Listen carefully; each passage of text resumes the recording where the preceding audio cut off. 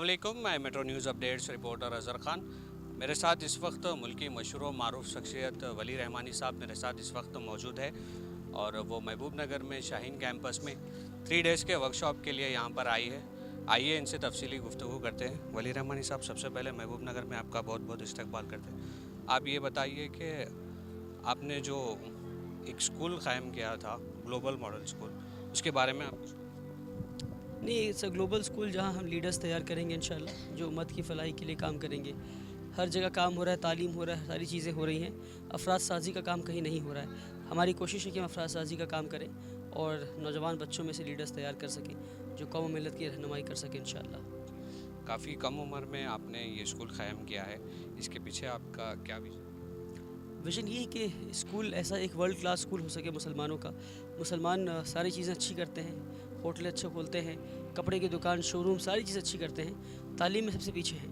किस तरह से हम तालीम के मैदान में सबसे आगे हो जाएं, सबसे बेहतरीन स्कूल हमारी हो जाए और आने वाले वक्त में आज से 10 साल के बाद इन स्कूल से पढ़े हुए बच्चे, 10 या 20 साल के बाद इन स्कूल से पढ़े हुए बच्चे बेस्ट कॉलेजेस और बेस्ट यूनिवर्सिटीज़ इंडिया किस तरह से बना सकें इंशाल्लाह, इस बात की मेहनत है।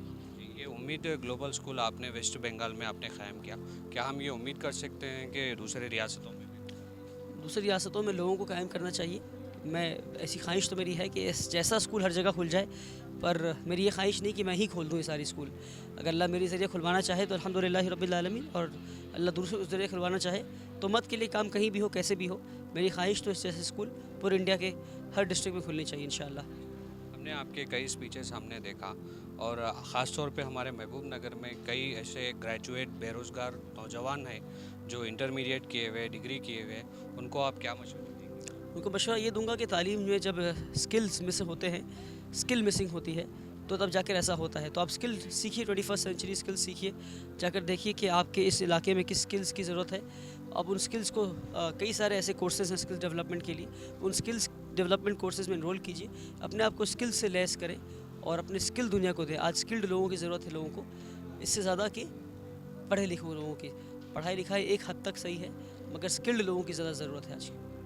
मनी साहब, ख़ास तौर पे आज के नौजवान जो है ड्रग्स के आदी हो रहे हैं और कई ऑनलाइन बेटिंग्स में जो है वो मुलविस हो रहे हैं, आप लोग उनको क्या हिदायत देंगे? इनको हिदायत यही देंगे कि अपने माँ बाप के चेहरे को देखिए।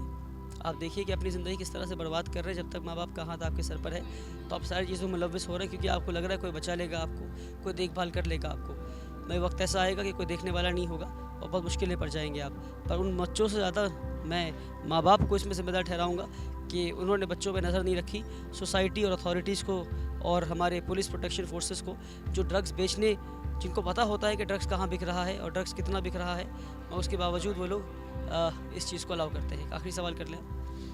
एक आखिरी सवाल मेरा आपसे ये है कि आप हज़ारों के लाखों के स्टूडेंट्स आपको जो है अपना रोल मॉडल मानते हैं, आप किसको अपने? मैं अपना रोल मॉडल सिर्फ एक इंसान को मानता हूँ जो इस दुनिया में नहीं है, और जो अपना सिर्फ एक इंसान को रोल मॉडल मानता हूँ वो है मोहम्मद सल्लल्लाहु अलैहि वसल्लम। सबसे बड़े रोल मॉडल हम सब के लिए हैं, और इस दुनिया में मेरे शेख, मेरे पीर मौलाना फैसल रहमानी साहब हैं, हज़रत मौलाना, वो मेरे शेख हैं।